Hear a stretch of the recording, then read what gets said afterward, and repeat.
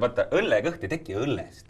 See õlu ei aja sind rasva ajab sind see igasugune see muu mudru, mida sa sinna kõrvale sisse ajad. Õlut sa võid nii palju juua, kui sa tahad ja tegelikult lähed ainult kõhnemaks. Vaata poe taga neid vennikesi, kes õlut joovad. Keegi ei ole seal nagu väga paks, et see tõmbab ikka nagu seest välja kõik rasva. Ma saan aru, et sa oled oma selle tänase õlle ära joonud, et ma vaatasin internetis levis mingisugune, vaata see tobe ülinõme õllemäng, kus on vist maailmas on juba inimesed ka surma saanud ja hukkunud tänu sellele, et sulle saadeti ka kutse, ma kuulsin, jah? Vaata. Ja nüüd väljakutse. See on ju sinu sõber, jah? See on minu sõber küll, see on mu bändi helimees. Aga vaata, ta ei söö sinna kõrvale midagi, sellepärast ta kõhna ja kiilakas ongi, et jumala ärge talle juuksed maha joonud. No nii, aga... Nii, tal on sõnum ka sulle. Kuula neid. Aleksander Ots, Andrus Austraaliast ja Andres Kask.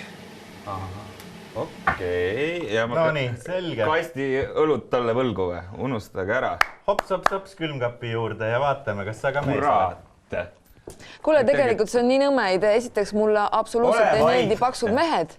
Ja tegelikult algas ju uus mäng Facebookis, mis oli see kätekõverduste mäng. Vaata, selles ma tahaks näha, kas sa oled mees. Kõhulihastel, ma arvan, kõhulihastel. Ei, kätekõversed on raskemad. Arvad, jah? Kuule, ta on... Ja mis see aeg on? 1 minuti jooksul peab ära jooma? Ei, mina tea. Ma arvan, et mida rutem, seda parema.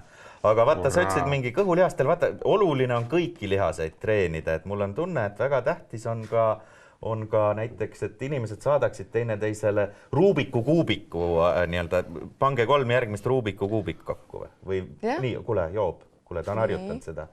Tema ongi see mees. Kui rõve, Ma olen näinud mingis õudusfilmides on, kus lõug tilgub mingi inimestel. See on nagu Eesti suusataja lõpetades 2 kilomeetri sõitu tagurpidi. Ma annaks siis edasi selle teatepulga Anvar Saamostile kindlasti, siis Andrus Ansipile ja tahtsin Jaan Tootsile ka anda, aga ta vist sai selle mängu juba kätte siin laupäeval, et võib-olla siis Erki Noolele. Hea valik. No, poliitikud, osad neist jäävad nüüd mängu mängima, aga osad hakkavad vabandama. Teeme väikse pausi, issand jumal, kui vahva.